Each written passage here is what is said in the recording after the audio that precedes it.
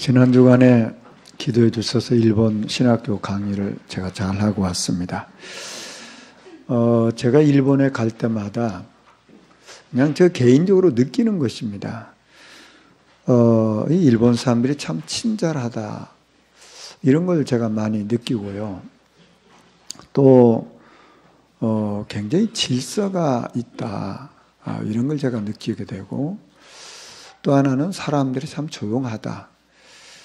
우리는 식당에 가보면 막 시끄럽거든요. 근데 그 사람들은 식당에 가도 조용합니다. 이런 것들이 일본 사람들의 어떠한 성품이 아니겠나 이런 생각을 하게 됩니다. 이제 선교사님하고 차를 타고 가다가 기름을 넣게 됐어요. 기름을 넣었는데 이제 자매가 유리창을 닦아줍니다. 유리창을 닦아주는데 얼마나 경쾌하고 밝게 웃으면서 유리창을 닦아줘요. 맞으면 저희는 이제 고객이잖아요. 차 안에 있으면서 굉장히 기쁘고 행복하더라고요. 저는 우리나라에서 이렇게 세차 해보잖아요. 아주 무뚝뚝하고 막 화난 사람처럼 이런 표정이 있잖아요. 근데 이 사람들은 그렇게 아주 행동도 경쾌하고 밝고 웃으면서 이렇게 얘기를 해주고 이제 그런 것들이 참 좋다 하는 생각이 들게 됐습니다. 저는 이렇게 강의를 하다가 아무도 이 학생들이 어떤 생각을 하고 있는지 이렇게 자꾸 묻거든요. 묻는데 이제 미끼라고 하는 신학생이 있는데 이분은 할머니가 신사의 주인이에요. 그러니까 신사, 일본 종교 있잖아요. 그 신사를 세워놓고 그걸 이제 운영하는 주인이었어요. 그런데 이상하게 자기는 어릴 때부터 교회를 가고 싶다는 거예요. 그러니까 이제 신사를 모시고 있으니까 그 가정에 이제 영적 문제가 있겠는데 이 사람은 나는 교회를 가고 싶다 이런 생각이 늘 있었다는 거예요. 근데 자기 어머니가 야, 기독교는 미국 종교다. 우리는 일본 사람이니까 일본 종교를 믿어야 될 거 아니냐. 자기는 어릴 때 이제 그러나 보다 생각하게 됐는데 카나다에 가서 1년을 살게 됐었대요. 근데 이제 카나다 가서 살면서 친구 하나를 만났는데 그 친구가 선교사님 딸이라. 그러다 보니까 이제 서로 친하다 보니까 선교사님 빚도 이제 가고 그렇게 될 거 아닙니까. 거기 갔는데 이제 선교사님 통해서 이제 예수를 알게 되고 이제 예수를 믿게 되었어요. 그리고 이제 다시 이제 일본에 돌아와서 교회를 이제 일본 교회는 조그만 하거든요. 이제 교회를 찾아서 교회를 다닌 겁니다. 수십 년을 다닌 거죠. 근데 이제 교회에서 늘 목사님이 하신 말씀, 예수 믿는 건 뭐냐? 착하게 사는 거다. 예수 믿는 건 뭐냐면 성실하게 사는 거다. 예수 믿는 건 뭐냐? 정직하게 사는 거다. 늘 그렇게 말씀을 들은 거예요. 여러분, 일본 사람들은 참 착하고요, 성실하고 정직합니다. 이제 그런데다 예수 믿는 게 그거라 하니까 더 성실하고 착하고 이제 그렇겠죠. 그런데 어느 날 어떤 분을 통해서 예수가 누구냐? 예수가 그리스도다. 그 예수는 우리 인생의 문제를 해결한 분이다. 이게 사단을 꺾으시고 죄 저주를 해결하시고 지역 문제를 해결했다. 이 말씀을 들은 거예요. 그러니까 지금까지 자기가 수십 년을 교회를 다녔는데 전혀 듣지 못한 얘기를 들은 거예요. 이게 뭔가? 그래서 이제 그분 통해서 말씀을 계속 들은 거죠. 우리는 다락방한 거죠. 그러다 보니까 성경의 핵심이 바로 예수가 그리스도구나. 이걸 알게 된 거예요. 그럼 내가 지금까지 교회를 수십 년 다녔는데 한 번도 못 들었다는 건 이게 뭐가 문제가 있는 거 아니냐. 그래서 이제 다락방 교회로 이제 옮기게 됐는데 교회를 가서 보니까 그 교회에서는 항상 예수가 누구냐 그리스도를 말하면서 우리 인생은 삶의 이유는 바로 뭐냐 복음 전도다. 늘 그 말씀을 하시는 거예요. 그렇구나. 내가 예수 믿고 하나님 자녀가 됐으면 복음 전하는 일을 해야 되겠구나 이 생각을 하게 된 거예요. 이분이 간호사 출신이거든요. 그 이제 자기가 이제 병원에 근무하면서 보니까 이 사람도 예수 믿어야겠고 이 사람도 예수 믿어야겠고 자꾸 생각이 나는 거예요. 그래서 이제 명단을 적고 계속 기도하는데 그 병원에서 제일 똑똑하고 아주 이 능력이 있는 한 간호사가 있어요. 그분을 놓고 계속 기도를 하게 됐는데 어느 날 자연스럽게 조용히 만나는 그런 시간이 주어졌어요. 그래서 이분한테 이제 나는 우리 할머니가 신사를 만들고 신사를 섬기는 사람이었는데 내가 어느 날 카나다 가서 그 선교사님 통해서 예수를 알게 됐고 또 내가 일본에 와서 교회를 다니다가 예수가 그리스도란 말을 들었다. 정말 우리 인생에 그리스도가 필요하다. 이 말씀을 전했는데 이 간호사가 다 그걸 마음에 받더라는 거예요. 그런데 영접을 하고 말씀 공부를 하면서 이제 이 사람이 교회를 오게 됐어요. 그래서 그 사람은 크미코라고 하는 사람인데 그분이 바로 거기 같은 신학교에 다니는 거예요.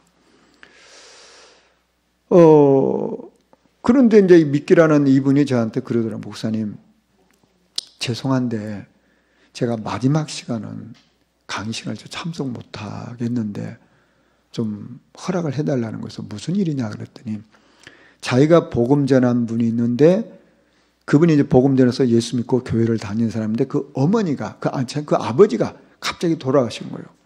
이제 장례를 하는데 일본은 우리하고 다르대요. 장례가 시간이 정해져 있다네요. 그 시간만 갈 수 있다는 거예요. 그러니까 내가 그 시간에 지금 갈 수밖에 없는데 목사님 허락해 주시면 제가 가고 싶다고 가시라고 그래서 1시간 먼저 갔단 말이에요. 제가 강의 다 끝나고 이제 성교사님과 저녁 식사를 하는데 제가 오늘 강의 중에 믿기라는 자매가 이런 얘기를 했고 1시간 전에 갔다 그런 얘기를 했더니 그 선교사님 하신 얘기예요. 그 사람은 예수 믿고 나서 다 가르친 대로 한다는 거예요. 그래서 병원에 가서 이렇게 전도를 하니까 계속 명단 적어놓고 기도하고 시간표 되면 정확한 복음 전하고 다락방에서 교회화시키고 그래서 그 간호사 중 여러 사람이 교회화돼서 현재 교회를 다니고 있고 그분을 통해서 전도문 열매가 많이 열리고 있다는 거예요. 참 그런 얘기를 이 선교사님이 하시더라고요. 그러면서 선교사님 하신 얘기가 그거예요. 일본 사람들은 마음의 문이 열리기가 힘들어서 그렇지 마음의 문만 열리면 이 사람들이 변함이 없이 지속한다는 거예요. 바로 이제 믿기라는 사람이 그런 사람이라는 거예요. 이제 그러면서 예를 들어서 얘기하는 거예요. 지금 그 식당에 저녁 식사로 가는 그 식당은 제가 일본 가면 항상 가는 식당이에요. 뭐 큰 식당은 아닌데 가까우니까 그 식당을 가는데 저 서빙하는 분 제가 갈 때마다 그분 보거든요. 그분 나는 사장인 줄 알고 사장이고 서빙하는 분이래요. 서빙하는 분인데 이분이 30년을 거기서 일한답니다. 그저 놀랐어요. 아니 사장이 뭐 30년 그 사업을 한다면 이해가 되잖아요. 근데 서빙으로 일하는 건 남자분인데 이분이 30년을 거기서 일한다는 거예요. 그래서 제가 미심쩍어서 물어봤어요. 그 선교사님한테 한번 통역해보라고. 30년 계셨냐? 내가 30년 있다고 그 얘기하는 거예요. 그게 이제 일본 사람이라는 거예요. 그 식당은 제가 몇 년 뭐 갈 때마다 그 식당을 가까운 게 식당을 가는데 맛도 똑같고 분위기도 똑같고 사람도 똑같아요. 그게 30년 그렇다는 거예요. 저는 그 말 들으면서 무슨 생각이 됐냐면 야 이분들은 정말 복음운동 할 수 있는 좋은 성품 가진 사람들이구나. 무슨 일을 딱 하나 하면 지속하는 사람들이에요. 그게 역시 그게 선진국이구나. 이런 생각을 제가 하고 이렇게 돌아오게 됐습니다. 요한복음 3장에 보면 유대인 종교 지도자인 니고데모가 밤중에 예수님을 찾아왔습니다. 그 니고데모가 예수님을 향해서 말해요. 선생님은 하나님께로부터 온 분인데 어떻게 그런 많은 표적을 행하실 수 있습니까? 이렇게 질문했어요.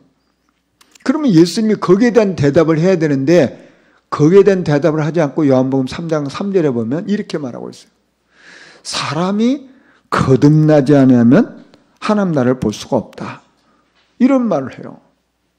그러니까 니고데모는 종교 지도자 아닙니까? 성경을 잘 아는 사람은 하나님 잘 믿는 사람인데 전혀 엉뚱한 얘기합니다. 아니 내가 이렇게 나이가 먹었는데 어떻게 그럼 다시 어머니 뱃속에 들어가겠습니까? 이런 엉뚱한 대답을 해요. 무슨 얘기입니까? 이 종교 지도자인 니고데모는 눈에 보이는 것은 아는데 영적인 세계를 몰랐다 그 말이에요. 하나님도 안다고 하고 성경도 잘 안다고 하는데 뭘 모르고 있냐? 눈에 보이는 건 아는데 영적으로 거듭난 것이 뭔지를 모르는 거예요. 분명히 바람이 불고 있잖아요. 바람이 불고 있으니까 나무가 흔들려요. 근데 바람은 안 보이거든. 예수님이 그 비유를 하잖아요. 바람이 눈에 안 보인다고 없는 겁니까? 분명히 있는 거죠. 바로 영적 세계가 있는데 이 니고데모는 이것을 모르고 있다는 말입니다. 분명히 니고데모는 종교 지도자이기 때문에 성경도 많이 알고 성경도 가르치는 사람인데 눈에 보이는 건 아는데 눈에 보이지 않는 걸 모르는 거예요. 영적인 걸 모르는 거예요. 어쩌면 오늘날 교인 중에도 이런 사람이 있지 않겠나 생각합니다. 여러분 성경에서 가장 중요한 내용들이 뭡니까? 원죄가 뭐냐? 그 말 하잖아요. 사단이 어떤 존재냐? 그 말이요. 지옥이 뭐냐? 이게 성경의 가장 중요한 거거든요. 이게 눈에 안 보이는 거예요. 지금 많은 교회 다니는 사람들이 죄가 뭐냐? 그럼 어떻게 생각합니까? 못된 짓 한 거, 잘못한 거. 물론 못된 짓 한 거, 잘못한 것도 죄입니다. 성경이 말하고자 하는 죄는 그게 아니거든요. 하나님 안 믿는 거예요. 하나님 떠난 거란 말이에요. 성경이 말하는 죄는 원죄를 말하는 거예요. 하나님과 관계 있는 이 죄를 말하는 거예요. 많은 사람들이 죄가 뭔지 모르니까 저 윤리적으로 도덕적으로 잘못됐다 그걸 계속 얘기하는. 물론 우리가 예수 믿는데 윤리적으로 도덕적으로 잘못된 죄를 갖다 짓는 것을 옳다는 겁니까? 그 얘기가 아니죠. 그건 상식이죠. 성경이 말하는 죄는 그런 죄를 근본적으로 말하는 게 아니에요. 성경이 말하는 그 죄는 하나님을 안 믿는 걸 말하는 거예요. 하나님 떠나 있는 걸 말하는 거예요. 그게 원죄란 말이에요. 거기에서 모든 문제가 오는 거예요. 그러면 이 죄 배후에는 누가 있는 겁니까? 그게 눈에 안 보이는 사단이 그 배후에 그 사람을 움직이고 있잖아요. 이게 사단이 눈에 안 보이니까 사람들이 안 믿는 거예요. 성경이 있지만 안 믿어요. 요한복음 10장 10절에 보면 이 도적이 오는 것은 도둑질하고 죽이고 망하기 위해서 온다고 했는데 그게 안 보이잖아요. 그게 사람들이 안 믿는 거예요. 결국은 이 죄 문제를 해결하지 못하고 원죄를 해결하지 못하고 이 마귀에게 잡힌 사람은 어떻게 됩니까? 결국 마귀에 가는 지옥에 끌려가잖아요. 이걸 모른다 그 말이에요. 자, 그러면 거듭났다는 게 뭡니까? 거듭났다고 하는 것은 예수 그리스도로 말미암아 하나님 만난 거예요. 거듭났다고 하는 것은 예수 그리스도로 말미암아 우리의 모든 죄 문제가 완전히 해결되는 거예요. 거듭났다는 말은 이 마귀 사단으로부터 완전히 빠져나온 것을 거듭났다고 하는 거예요. 하나님이 세상을 이처럼 사랑하사 독생자를 보내주셨어요. 왜 보내주셨습니까? 멸망받지 말고 그 이름을 믿음으로 구원받으라고요. 거듭나라고요. 그게 성경 말씀이거든요. 그런데 종교 지도자까지 모르는 거예요, 이게. 오늘날 어쩌면 교회 다니는 사람 중에 많은 사람이 니고데모처럼 이런 사람이 많다 그 말이에요. 우리는 정말 복음 전해야 돼요. 교회가 복음 전하지 않으면 이상한 일이 일어난다 그 말이에요. 베드로가 주는 그리스도시요 살아계신 하나님의 아들입니다로 고백하잖아요. 자, 그런데 이 베드로는 그리스도를 고백했는데 그리스도를 고백하는 그 순간에 생명의 성령이 그 속에 들어오잖아요. 자, 그러니까 하나님과 언약의 관계가 체결된다 그 말이에요. 자, 그러면 어떻게 됩니까? 하나님과 생명의 관계가 딱 체결되면 이건 영원한 거예요. 여러분 잘 한번 보세요. 베드로가 그리스도를 고백했는데요. 인생에 아주 중요한 실수 3가지를 합니다. 뭐 자잘한 실수로 이루 말할 것도 없고요. 큰 실수 3가지가 있어요. 그건 뭔지 아십니까? 그가 그리스도를 고백했는데 마태복음 17장에 보면 예수님이 베드로를 데리고 변화산에 올라갔어요. 변화산에 올라갔는데 거기에 엘리야도 보이고 모세도 보이거든요. 그러니까 베드로가 무슨 얘기합니까? 주님, 제가 초막 셋을 짓겠습니다. 하나는 엘리야를 위하여, 하나는 모세를 위하여, 하나는 예수님을 위해서 이렇게 초막 셋을 짓고 모시겠습니다. 그러므로 무슨 문제가 있는 겁니까? 지금 베드로는요, 그리스도를 고백했지만 너무너무 결정적인 실수를 하고 있는 거예요. 그게 뭔지 아십니까? 예수님을 엘리야와 모세와 동격으로 생각한 거예요. 여러분 잘 한번 보세요. 성경에 엘리야처럼 능력 있는 신비한 일이 많이 일어납니다. 그런데 아무리 신비한 일이 일어나도 그것은 죄 문제를 해결 못해요. 그렇지 않습니까? 모세는 율법을 얘기했는데 율법은 우리가 소중한 하나님 말씀이죠. 그러나 율법을 아무리 지켜도 이 사단의 세력을 해결할 수가 없어요. 예수 그리스도만 우리를 구원하실 수 있고, 예수 그리스도만 사단을 꺾을 수 있고, 예수 그리스도만 죄 문제를 해결할 수 있다 그 말이에요. 근데 베드로가 착각하잖아요. 모세도 엘리야도 예수님도 동격으로 생각한 거예요. 세상 사람들은 그게 문제인지를 몰라요. 그러나 복음 깨닫는 사람만이 이게 문제인지를 안다 그 말이에요. 이건 보통 문제가 아니에요. 그런 큰 실수를 하는 겁니다. 그 나중에 오직 예수만 보이잖아요. 자, 그리고 3년 동안 예수님을 따라다녔는데 예수님이 십자가 못 박혀 죽으셨어요. 그때 한 소녀가 베드로에게 나타나가지고 당신 말이죠, 예수하고 같이 있었잖아. 그러니까 아니야. 당신 분명히 저 예수하고 같이 있어. 예수 부인하고 저저고 맹세하고 도망가 버렸어요. 여러분 생각해 보세요. 인간적으로 생각해도 그러면 안 되는 거 아닙니까? 3년 동안 예수님과 같이 있었고 가장 말씀을 많이 들었고 가장 표적을 많이 받고 가장 많이 사랑받았던 베드로가 자기가 큰 소리 쳤던 것처럼 다른 사람 다 도망가도 나는 안 도망가겠단 말이야. 나는 죽으면 죽지 예수님과 함께 있겠다 이렇게 해야 될 텐데 제일 먼저 도망가 버려요. 지 살겠다고. 여러분 이런 큰 실수가 없잖아요. 자, 그것까지는 이해가 됐어요. 죽음 앞에니까. 예수님 부활하셨어요. 안 믿어진 거예요. 베드로가 안 믿으니까 어떻게 하는지 아십니까? 나 안 믿는다 그거 아니에요. 다른 제자들 선동해가지고요 고기 잡으러 옛날로 돌아가 버렸어요. 이런 못된 놈이 어디가 있어요? 자기만이 아니고 다른 사람과 선동해가지고 옛날로 돌아가 버렸어요. 주님이 베드로에게 찾아오셨어요. 네가 나 사랑하니? 할 말이 없죠. 유구무원이죠. 자기가 자기를 하잖아요. 아무 말을 못해요. 네가 나 사랑하니? 아무 말을 못해요. 내 양을 먹여라. 내 양을 치라. 여러분 베드로의 심정을 한번 생각해 보세요. 가장 주님으로부터 많은 말씀 들었고 많은 걸 받고 주님과 함께 있던 그가 그 예수 부인하고 도망가고 또 부활하신 주님 그거 안 믿어져갖고 다른 제자들 선도해서 도망가고 그런 베드로 주님 앞에 섰을 때 얼마나 부끄럽겠어요.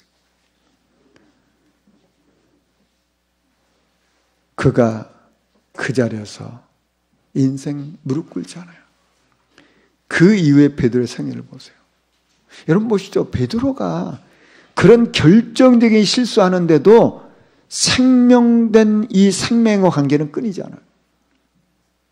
여러분 보시죠. 저와 여러분의 인생을 살아가면서 혹시 이런 베드로처럼 그럴 수 있어요. 그러나 그리스도 고백한 사람은 절대 그리스도의 사랑을 끊어줄 수가 없어요. 끊어지는 게 아니란 말이에요. 베드로가 그걸 깨닫고 어떻게 합니까? 나는 이제 오직 그리스도만 자랑한다. 천하 인간에 구원 얻을 만한 다른 이름을 주신 적이 없단 말이에요. 예수 이름 절대 말하지 말라. 그러니까 베드로가 뭔 얘기합니까? 무슨 말이냐? 내가 증인이다. 내가 보고 들은 거 말하지 않을 수 있냐 말이야. 그리고 감옥 얻어맞아요. 절대 예수 이름은 넌 죽는다 그래도요. 도리어 얻어맞는 걸 기뻐하고 감사하고 날마다 집에 있든지 성전에 있든지 예수가 그리스도를 전했단 말이에요. 그게 사도행전 5장 아닙니까? 저와 여러분의 하나님의 생명이 심겨진 자는요, 어떤 일이 있어도 그리스도에서는 끊어질 수가 없어요. 조금 그래서 사람은 기다려줘야 되는 거예요. 저분이 좀 불쌍해, 기다려주면 돼요. 생명 있는 사람은 하나님의 역사하시는 거예요. 걱정할 게 없다 그 말이에요. 요한복음 10장 28절에 내가 그들에게 영생을 주노니 영원히 멸망하지 않을 것이고 또 그들 내 손에서 빼앗을 자가 없다 그랬어요. 절대 뺏기는 게 아니에요. 이 구원은 절대 바뀌는 게 아니란 말이에요. 우리는 꼭 이 사실을 확인하시고 살아야 돼요. 오늘 창세기 27장에 보면 야곱이 아버지의 축복을 받고 나가자마자 큰아들 예서가 별미를 만들어서 아버지에게 왔어요. 그러니까 아버지 이 별미 맛있게 드시고 마음껏 내게 축복해 주소서. 그러니까 이삭이 깜짝 놀라. 넌 누구냐 말이야. 제가 큰아들 예서입니다. 아니 조금 전에 예서라고 와가지고 나한테 이 별미를 주고 내가 맛있게 뭐 축복해. 넌 누구냐 말이야. 아니 제가 예서입니다. 제가 예서입니다. 예서는 아버지의 말을 듣고 울면서 아버지 내게 축복해 주세요. 내게도 그렇게 해주세요. 그러면서 울부짖고 있는 내용이 오늘 말씀입니다.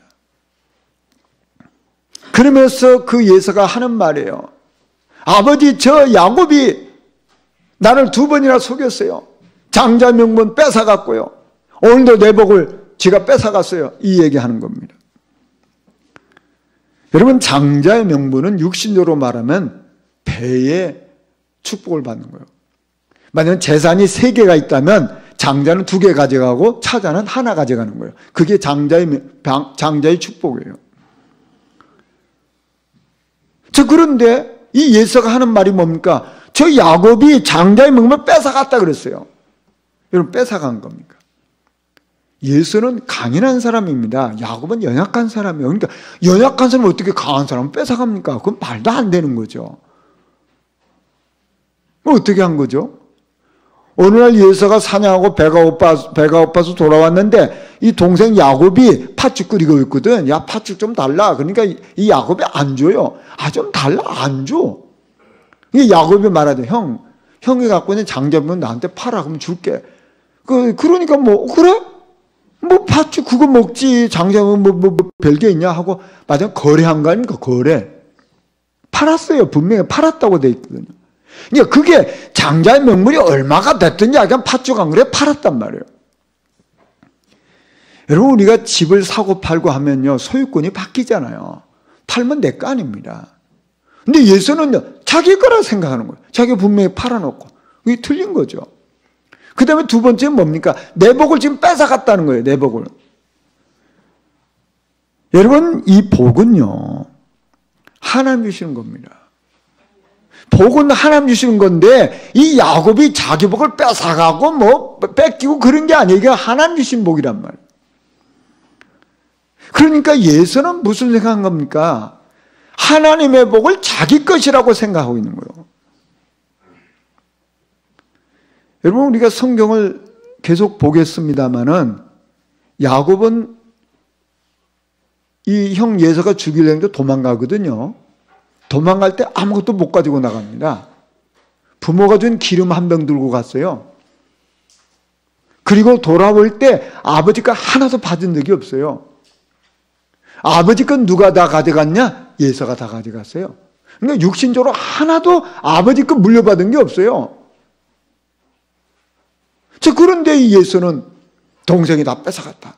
착각하는 거죠. 그 예서의 생각 속에 뭐가 가득합니까? 아버지 나를 위해서 축복해달라고 합니다. 나를 위해서. 이 예서의 모든 생각과 모든 욕심이 어디냐? 나. 여러분 세상은 이걸 갖다가 잘못했다고 말하지 않습니다. 모든 사람은 나를 위해서 살잖아요. 나의 유익을 위해서 살잖아요. 그게 잘못됐다고 생각하지 않아요. 그런데 성경은 그건 엄청난 죄예요. 여러분 창세기 3장의 문제가 뭡니까? 사단이 아담과 하와를 속이기 전에 네가 왜 하나님 믿냐? 네가 주인인데 네 맘대로 할 수 있다. 너 하나님같이 될 수 있어. 네 중심으로 살아야 돼. 네 맘대로 살아야 돼. 네가 주인 아니야? 이거 사단이 속이는 거거든요. 세상에서는 그걸 죄라고 생각하지 않아요. 다 내 중심으로 나를 위해서 사는 게 당연한 거 아닙니까? 그 세상에서 그렇게 또 가르치잖아요. 이게 사단이 심어놓은 거예요. 예수는 정확하게 말하면 사단의 그 생각이 잡힌 거예요. 나밖에 없는 거예요. 나를 위해서 축복하라 그 말이에요. 그 아버지 이삭이 그에게 말합니다. 너는 칼을 믿고 살 것이다. 너는 내 힘, 육신의 힘, 세상 힘을 믿고 살 것이다. 네가 네 인생 주인이다. 너는 하나님 없는 삶을 산다 그 말이에요. 하나님 인도와 상관없는 삶을 산다. 하나님 말씀과 상관없는 삶을 산다 그 말이에요. 하나님의 소원과 상관없는 삶을 산다 그 말이에요. 눈에 보이는 것만 믿고 눈에 보이는 것을 위해서 살아간다 그 말이에요. 그게 예수의 인생이에요. 저는 오늘 말씀을 보면서요, 히브리서 2장 16절 17절에 보면 이 예서에 대해서 이렇게 평가해 놨어요. 한 그릇 음식을 위하여 장자 명분을 판 예서와 같이 망령된 자가 없도록 살피라. 너희가 아는 바와 같이 그가 그 위에 축복을 받으려고 눈물을 흘리며 구하되 버림바가 되어 회개할 기회를 얻지 못하였느니라. 장자의 명분을 우습게 여기는 그 예서의 인생에 대한 성경의 평가입니다. 무슨 얘기입니까? 눈에 보이는 것과 영적인 것과를 비교했을 때 예서는 눈에 보이는 것밖에 없다 그 말이에요. 여러분 오늘날도요, 교회 다니는 사람 중에 이런 사람들이 있습니다. 하나님 앞에 예배드리는 것보다 다른 일이 더 좋게 보이는 사람도 있겠죠. 여러분 하나님 앞에 기도하는 것보다 세상에 재밌는 일이 더 좋을 수도 있겠죠. 왜 그럴까요? 가치를 몰라서 그런 거 아니겠어요? 참된 복이 뭔지 모르니까 그런 거 아니겠어요? 여러분 바울이 그랬던 사람입니다. 바울은 우리가 율법을 잘 지키면 구원받을 수 있다고 생각한 거예요. 그래서 율법을 철두철미하게 지킨 사람이에요. 근데 마가다락방 성도들 보니까 율법을 지켜서 구원받는 게 아니고 예수를 믿어서 구원받는다고 말하는 거예요. 그 예수는 율법을 완성했단 말이에요. 율법 끝냈단 말이에요. 그러니까 바울이 볼 때 이거 뭐야 이거? 이거 잘못된 거 아니야 이거? 자, 그러니까 예수 믿는 사람 핍박하게 되고 마가다락방 교회를 없애려고 했던 사람이에요. 우리가 율법을 잘 지키고 선행을 하고 공을 세우면 구원받는다고 생각했는데 예수 믿으면 구원받는다. 그 예수께서 율법을 끝냈다. 그러니까 이 잘못된 거예요. 그래서 교회를 없애려고 했던 사람입니다. 그가 담에색 도상에서 부활하신 주님을 만나고 그 인생이 어떻게 바뀝니까? 아, 내가 몰랐구나. 그래서 정말 내가 지금까지 살아갔던 모든 거 배설물 여긴다. 나는 오직 그리스도만 알고 그리스도만 자랑하겠다. 내가 부득불 자랑할 일이 있다면 내 연약한 밖에 자랑할 게 없다. 그게 바울의 인생이에요. 저는 이 예서가 추구하는 이 복은 세상의 복이었구나. 그러면 결국은 이 세상의 복은 어떤 내용입니까? 하나님 없는 물질의 축복, 하나님 없는 성공, 하나님 없는 축복. 여러분 보시죠. 하나님 없이 물질이 많다? 하나님 없이 성공했다? 하나님 없이 축복받았다? 그거요 꼭 축복 아닙니다. 그 저질 수도 있어요.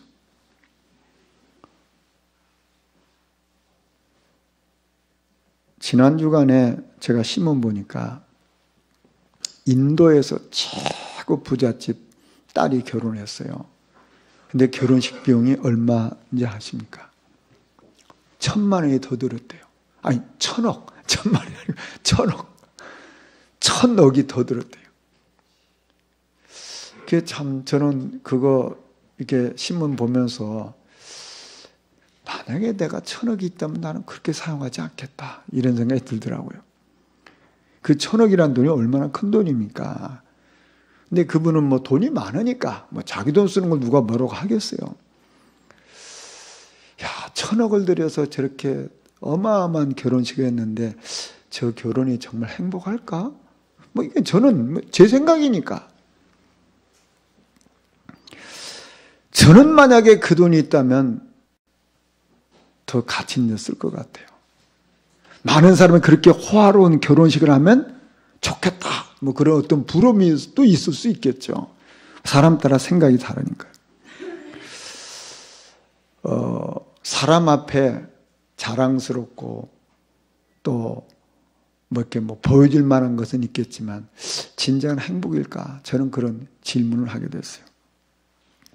여러분, 세상의 복은 우리에게 필요하지만 그것은 우리 영혼을 만족시키는 게 아닙니다. 절대적으로 우리 영혼을, 우리 마음을 평안하게 채워주는 거 아니에요. 하나님이 주신 위로 위에 주신 것 아니면 절대 안 되는 거예요. 그래서 저는 오늘 찬송가 314장을 선택했어요. 내 구주 예수를 더욱 사랑. 이제는 세상 나 기뻐서도 지금 내 기쁨 오직 예수. 여러분 보시죠. 우리는 참된 축복과 그림자 축복을 구별할 수 있어야 돼요. 아까도 얘기했지만 마태복음 17장에 베드로가 초막 셋을 짓겠다고 했잖아요. 그 엘리야와 모세는 그림자예요. 실체는 예수 그리스도라 그 말이에요. 여러분 보시죠. 엘리야가 모세가 우리에게 가르쳐준 그 율법으로 신비로 죄 문제 해결 못한다니까요. 사단을 꺾을 수가 없어요. 지옥의 문제를 해결할 수 없다 그 말이에요.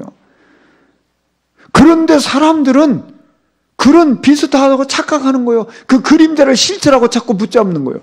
그게 종교생활 아닙니까? 그리스도를 고백하는 그 순간 우리에게는 반석 같은 축복이 오는 거예요. 이건 영원한 거예요. 누구도 뺏을 수가 없는 거예요. 음부의 권세가 너를 이길 수가 없다 그 말이에요. 이게 우리가 와 있는 축복이라 그 말이에요. 천국 열쇠, 우리가 천국 갈 뿐만 아니라 이 땅에서 천국의 축복을 누리는 거예요. 이게 진정한 축복이라 그 말이에요.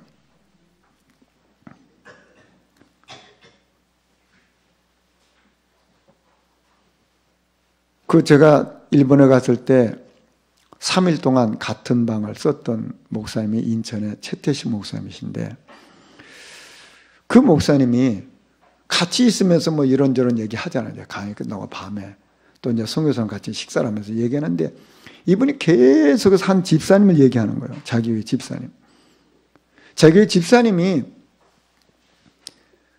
참, 이분이 그 말씀을 얼마나 사모하고 말씀 통해서 은혜를 받는지, 그 말씀, 강단 말씀 듣고 묵상하고 기도하면서 말씀의 응답을 탁탁 받아나가는 거예요. 그러니까 이제 이분이 아무래도 좋으니까 자꾸 주변 사람들이, 성도들이 얘기하잖아요. 그러니까 이게 자꾸만 퍼져가지고 이분이 그 은혜 받은 얘기들이 막 성도들에게 퍼져가지고 영향을 미치는 거예요. 근데 원래 이분은 그 여행을 좋아했대요. 여행을 좋아해가지고 뭐 심심하면 가족끼리 이제 여행을 간 거예요. 근데 어느 날부터 이분이 말씀의 은혜를 받더니 여행을 안 간대요. 부인이 여보 여행 좀 갑시다. 아 당신 갔다 와. 애들도 아빠 여행 좀 가서 갔다 와. 돈을 줄 테니까 갔다 와. 자기들만 간대요. 그래서 자기는 이제 집에서 왕따 당했대. 왜 여행을 안 가냐? 예배 드려야 되니까. 말씀 드려야 되니까. 그래서 옛날에는 뭐 수예배고 뭐 심야기도 아무 그 상관도 없던 사람인데 어느 날부터 주일 예배, 뭐 수예배, 심야기도 다 와서 말씀을 삼아서 그렇게 은혜를 받는다는 거예요. 근데 이제 뭐 가족들이 아빠 떼놓고 이제 남편 떼놓고 가다 보니까 나중에 재미가 없잖아. 그러니까 이 가족도 전부 다 이제 같이 수예배도 나오고 심야기도 같이 이렇게 나온다는 거예요. 근데 이분이 지금 식당을 경영하는데 하루에 손님이 밥을 한 1,000그릇 이상 판답니다. 식당이 잘 된단 말이잖아요. 근데 원래 이분이 부잣집 아들이었대요. 부잣집 아들이었는데 부도가 나가지고 쫄딱 망한 거예요. 어느 정도면 망했냐? 먹을 것이 없어가지고. 어떻게 하다가 누구 도움 받아서 컨테이너 하나 얻어가지고 거기서 이제 중국 식당을 했대요. 종업원도 없이 자기 혼자.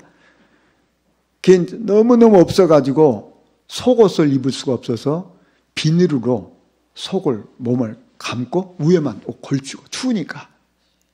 그러면서 이제 뭐 주문하면은 뭐 짜장 주문하면 배달하고 이런 일을 한 거예요. 어느 날 배달하다가 자빠져가지고 그걸 쏟은 거예요. 너무 자기의 신세가 처량해서 눈물을 펑펑 흘리면서 하나님 앞에 회개하면서 기도해야 돼요.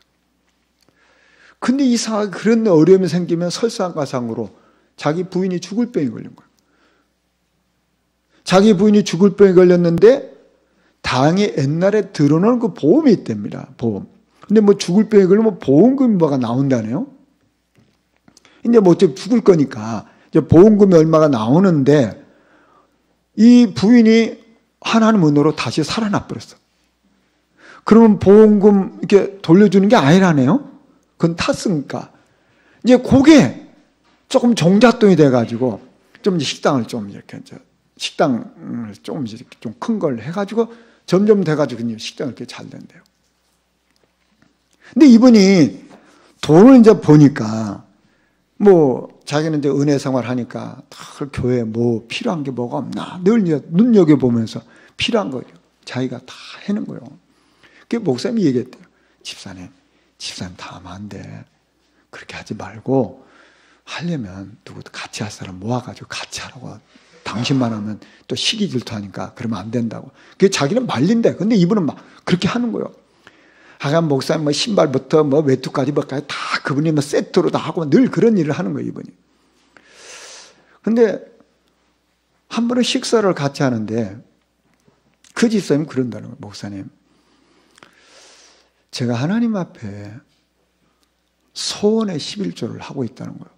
아니나 다를까 이 목사님 왜 뭐 교회 재정에서 재정부 하게 되면 이제 헌금 통계도 보여드리잖아요, 목사님께. 근데 이분이 그렇게 11조를 많이 한대요. 그러니까 저분이 저렇게 장사가 잘 되나, 저렇게 돈을 많이 버나. 알고 보니까 그건 아닌데 소원의 11조를 한다는 거예요. 이런다면 내가 1,000만 원 벌고 싶다면 100만 원 11조를 하는 거예요. 이분은 이제 그런 믿음을 목사님 가르치지도 않는데 그분이 그렇게 한다는 거예요. 근데 희한하게 하나님께 이제 채워주시고 지금 이제 식당이 어느 정도 기반이 잡혀서 잘 되고 있으니까 자기 기도 제목이 뭐냐면 선교 기업을 놓고 기도한다는 거예요. 그 선교 기업이 뭐냐? 이건 내가 이제 먹고 살고 뭐 이렇게 하는 건데 하나 또 사업을 시작해서 여기서 나오는 것은 100% 전도 선교만 또 목사는 섬기는 일만 쓰겠습니다. 그걸 기도해 달라는 거예요. 이분이 그렇게 한다는 거예요. 가르치지도 않는데. 근데 이분이 그런 정도가 아니고 전도를 또 솔솔 잘한대요. 그 뭐 자기 식당이니까 식당과 관계된 사람 여러 사람 예수 믿겠어 교회에 오는 사람은 여러 사람이라. 얼마 전에도 또 약사 한 번 또 이렇게 전도하고 교회에 들어온. 그 약사는 어떻게 전도했냐 그랬더니 그 이제 식당에 일하는 사람이 힘들잖아요. 그러니까 매일 같이 가서 그 피로 회복제 이제 사다가 주고. 그러니까 매일 가니까 약사고 친하잖아요. 이런저런 얘기가 이제 복음 전해가지고 이 사람들 교회화되고 그런 일을 하는 거예요. 목사님이 계속 뭐 저한테도 하는 얘기 또 선교사님 하는 얘기가 뭐냐면 이 한 분이 이렇게 헌신을 하고 하니까 교회 분위기가 싹 달라진다는 거예요. 이런 고백을 쭉 하는 거예요. 그래서 참 그렇구나. 한 분이 은혜 받으면 그 한 분으로 인해서 자기 자신 뭐 복을 받는 건 당연한 거고 그 가족 다 복음 안에 있지. 말씀 따라 살지. 그 주변 사람 다 인도받지. 그런 일이 일어나는 거예요. 참 감사하더라고요.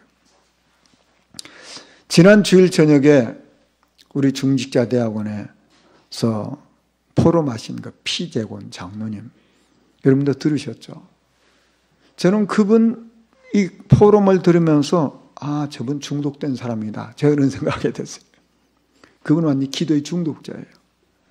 여러분 중독이 뭐죠? 중독. 그것밖에 생각이 안 나. 그게 중독이에요. 좋은 게 없어. 그것밖에 좋은 게 없어. 그게 중독이라. 그 피재곤 장로님 포럼을 쭉 들어보니까 이분은 뭐 하느냐, 강단 말씀 듣고 잘 풀어가지고 이걸 어떻게 자기 관계된 사람한테 전할까, 이걸 늘 기도 제목이라. 이분의 기도 제목이요. 이분의 기도 제목이 이사야서 61장 1절 일어나라 빛을 발하라 이는 내 빛이 이르렀고 여호와 영광이 내 위에 임하느니라. 이거 붙잡고 계속 기도하고 있다는 거예요. 근데 그 여돈사람 중에 한 분 그 딸이 골수암에 걸렸는데 이분을 꼭 계속 같이 기도했다잖아요. 그런데 하나님 은혜로 이 딸이 골수암이 나은 거예요. 그게 이제 전사님들은 전사님은 그런 경험이니까 치유 전문교회를 해라. 그래서 그러면 치유 전문교회를 하고 있다는 거예요. 이분의 기도 제목이 뭐냐? 울산의 장로님이시니까 울산의 100개 지교회, 울산의 100개 지교회를 언야로서 기도하는데 울산의 100개 지교회가 되어질 때까지 나는 입도 뻥끗하지 않겠다. 기도만 하겠다. 내가 기도에 파수꾼 돼야 되겠다. 이렇게 기도하고 있는 분이요. 참 너무 귀하더라고요, 보니까. 근데 자기는 옛날에는 등산도 좋아하고 낚시도 좋아했대요. 그래서 틈만 나면 등산 가고 낚시하고 이렇게 되던 사람인데 오늘 하나님 은혜를 받으니까 등산도 좋고 낚시도 좋지만 기도하는 게 너무너무 행복하다는 거예요. 그래서 나는 뭐 할까? 정말 전도를 놓고 기도해야지. 지교회, 울산에 100개 지교회를 놓고 기도해야지. 그리고 자기 아는 사람도 없고 계속 기도하는 거예요. 사람들 기도하게 하고. 자기 얘기하지 않고 어떻게 이 말씀이 전파될까? 그래서 지금 자기는 정말 목사님을 돕는 그런 비밀 결사대로 성전을 세울 홀리 메이션으로 우리 렘넌트도 렘넌트 민스트로 이게 자기 기도 제목 이걸 놓고 기도한다는 거예요. 이건 내 힘으로 할 수 없기 때문에 하나님 힘달라고 하나님 힘달라고 이 기도를 한다는 거예요. 제가 장로님 보면서 저 장로님 목사보다 훨씬 낫다죠. 완전히 중독된 사람이에요. 그것밖에 행복한 게 없대. 그것밖에 좋은 게 없다는 거예요, 이게. 저는 그거 참 보면서 그래. 우리가 중독됐다는 게 뭡니까? 그게 제일 좋다는 거 아닙니까? 저와 여러분의 인생이 정말 복음이 좋고 말씀이 좋고 은혜 받는 게 좋고 기도가 좋다면 그 사람은 승리하는 거예요. 여러분 보시죠. 베드로가 그 실패했던 베드로가 은혜를 회복하고 나니까 어떻게 합니까? 제9시 기도 시간에 성전에 기도하러 가요. 그런데 하나님이 어떤 일을 합니까? 베드로의 눈을 열어주잖아요. 나면서도 암지병이 된 자. 저 사람에게 정말 필요한 게 뭐냐? 그리스도. 이게 보인 거예요. 베드로는 기도 중독자예요. 또 사도행전 10장에 보면 피장 시몬의 집에 가잖아요. 그럼 거기 가면 편안하게 쉬어야 되는데 또 제6시 기도 시간에 기도하는데 또 하나님이 고넬의 문을 여시잖아요. 완전히 기도에 올인된 사람. 참 저와 여러분 인생이 내가 막 기도해야 되겠다 그런 정도가 아니고 기도에 중독되는 인생. 얼마나 복된 겁니까? 바울은 에베소 6장 18절에 내가 무시로 기도한다고 했잖아요. 우리는 사실은 이 땅에 능력이 없잖아요. 우리 분역하잖아요. 우리가 할 수 있는 게 뭐가 있습니까? 자, 그렇기 때문에 우리는 하나님 능력이 필요하잖아요. 하나님 은혜가 필요하잖아요. 영적 힘이 필요하단 말이에요. 이걸 아는 사람이 기도하는 사람. 저는 우리 성도들이 정말 기도 속에 들어가는 축복 누리기를 주님으로 축원합니다. 말씀 정리하겠습니다. 누구도 하나님의 사랑에서 끊을 자가 없습니다. 세상 사람들은 다 나를 위해서 삽니다. 우리가 이 땅에 살아가면서 정말 복음 사랑하고 영혼 사랑하고 교회 사랑하고 전도자 사랑하는 그런 기도 속에 들어가는 축복 누리기를 주님으로 축원합니다. 우리 말씀 생각하시면서 잠깐 기도하시겠습니다. 하나님 아버지 감사합니다. 그래서